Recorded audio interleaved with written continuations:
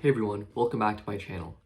In today's video, we'll be talking about a topic that is often really intimidating many new programmers, which is big O notation. However, I'm here to explain that it's not as obscure or complicated as it may seem. In fact, it's incredibly useful for solving programming problems on a day-to-day basis, contrary to popular belief that it's only really useful for really obscure algorithms or algorithm-focused coding interviews at like FAANG companies.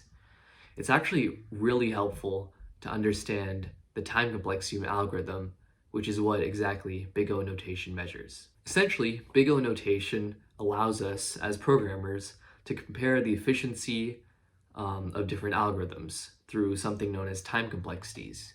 Now, it's a mathematical notation, similar to like linear functions, that describes the algorithm's worst case scenario or upper bound of the time complexity. In simpler terms, it basically just tells us how the algorithm's runtime scales as the input size grows. It's common represented in a syntax called O of something, where that something is a time complexity. And it's usually in terms of n, which denotes the input size. So for example, if you've heard about O of n, which you probably have, n denotes the input size. Now let me give you some common examples of some time complexities represented in big O notation. Now the most common and simple is O of 1, or constant time. And this basically means that regardless of how large the input is, the program would always take the same amount of time to execute. Now, as you can imagine, it's going to be flat, right, the graph. And this basically means that it's going to scale really well. So like regardless of how large my array is, if I have an array, it's always going to take the same amount of time to do an operation.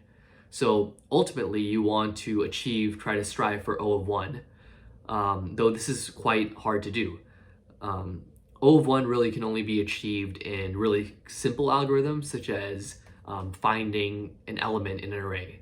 So regardless of how large that array is, it's always going to take the same amount of time to find any given element. Now another example is O of n, or linear time. And this basically means that the algorithm would scale linearly with the input size. So it's basically just a linear graph, like in math. And it's a linear relationship, right? So if I had an input size of 10, then my execution time would also be 10. Now in real coding, an example of this would be iterating through an array, right? So if my array size is 10, it would also take 10. The execution time would also be 10. So it scales proportionally.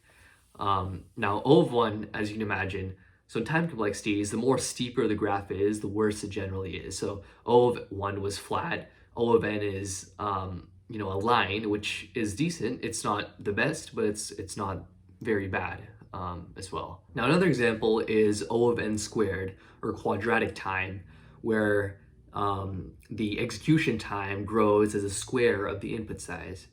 So if you imagine a quadratic graph shown over here, you can see that this scales quite badly, as the execution time would basically just grow exponentially or compound very fast. So this is not a very good time complexity, but it can be okay for some circumstances, which I'll cover. Now an example of O of n squared, or quadratic time, would be iterating through, or like a nested loop, for example. Like if you had a for loop instead of a for loop, that would basically scale in a quadratic fashion. So for example, if I had an input size of 10, it would take 100 seconds, or if we're using seconds as our unit. So this scales quite badly, as I mentioned.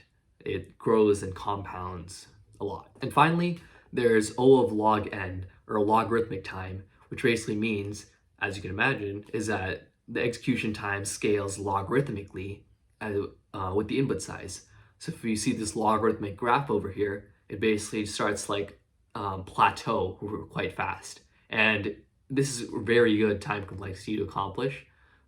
It's not as good as O of 1. The thing about O of 1 is that it can really only be done by simple algorithms, as I said, but O of log n can be achieved with more complex algorithms, right? So this is commonly used in things where cutting the input in half every time, such as a binary search tree. So if you imagine a binary search, with every operation, you're cutting the input in half, and that would model the logarithmic time complexity.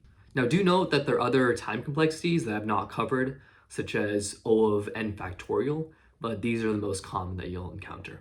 Now, while aiming for lower time complexities, such as O of 1 or O of log n, is generally better, I do want to mention that it's very important to strike a balance with other factors. Like, I know some people who optimize their code solely for speed, and in return, it's pretty unmaintainable and hard to read and not really fit for a real world production application.